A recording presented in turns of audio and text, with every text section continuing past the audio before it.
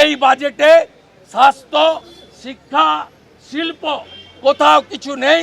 বাজেটে 6 লক্ষ কোটি টাকা যে ঋণের বোঝা, সেখান থেকে রাজ্য কি করে বেরিয়ে আসবে তার কোনো কথা নেই। বিধায়ক এলাকা উন্নয়ন তহবিলে মাত্র 60 লক্ষ টাকা বরাদ্দ, যেখানে ঝাড়খণ্ডের মতো রাজ্যে একটা বিধায়ক 5 কোটি টাকা পায় এলাকা উন্নয়নের জন্য। এখানে বিধায়ক এলাকা উন্নয়নে কোনো অর্থ বরাদ্দ করা হয়নি বা বৃদ্ধির প্রস্তাব নেই। সাথে সাথে আপনারা দেখেছেন এই বাজেটে স্মার্টফোন দেওয়ার কথা বলা হয়েছে। আইসিডিএস আশা, স্মৃতি ইরানি মহোদয়া যখন মন্ত্রী ছিলেন তখন কেন্দ্রীয় সরকার 200 কোটি টাকা দিয়েছিল, 10,000 টাকা মাথা পিছু আইসিডিএস আশা কর্মীদের স্মার্টফোন কিনে দেওয়ার জন্য। 3 বছর ধরে ওই টাকা অ্যাকাউন্টে রেখে সুদ খেয়ে আজকে কেন্দ্র যখন টাকা ফেরত দিতে বলেছে তখন স্মার্টফোন দেওয়ার ঘোষণা এই বাজেটে করেছে। সর্বোপরি এই বাজেটে নারী সুরক্ষা, আরজি করের ঘটনা থেকে শিক্ষা নিয়ে নারী সুরক্ষার কথা নেই।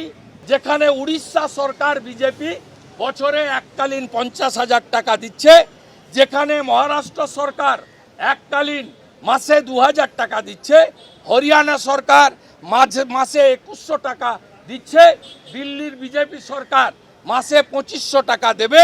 সেখানে এই লক্ষ্মীর ভাণ্ডারে কোনো বরাদ্দ বৃদ্ধি করা হয়নি। 1000 টাকার বার্ধক্য ভাতা, বিধবা ভাতা এবং দিব্যাঙ্গ ভাতা, যার 800 টাকা ভারত সরকার দেয়, 200 টাকা রাজ্য সরকার দেয়, তারও বৃদ্ধির কোনো সুপারিশ করা হয়নি। লোকপ্রসার শিল্পীদের জন্য কোনো নতুন বরাদ্দের কথা হয়নি। আমাদের সঙ্গে আমাদের রাজ্যের সরকারি কর্মচারী, পুলিশ কর্মচারী, শিক্ষক, অধ্যাপক, শিক্ষাকর্মী, তাদের সঙ্গে বিরাট গ্যাপ, 35-36% গ্যাপ ছিল। মাত্র 4% দিয়েছে, যে 4% জানুয়ারি মাসে কেন্দ্র বৃদ্ধি করেছে।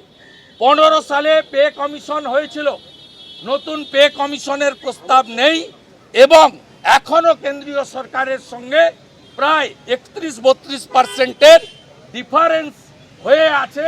আগামী 26 সালে পূর্ণাঙ্গ বাজেট ভারতীয় জনতা পার্টি করবে, ভারতীয় জনতা পার্টির সরকার করবে।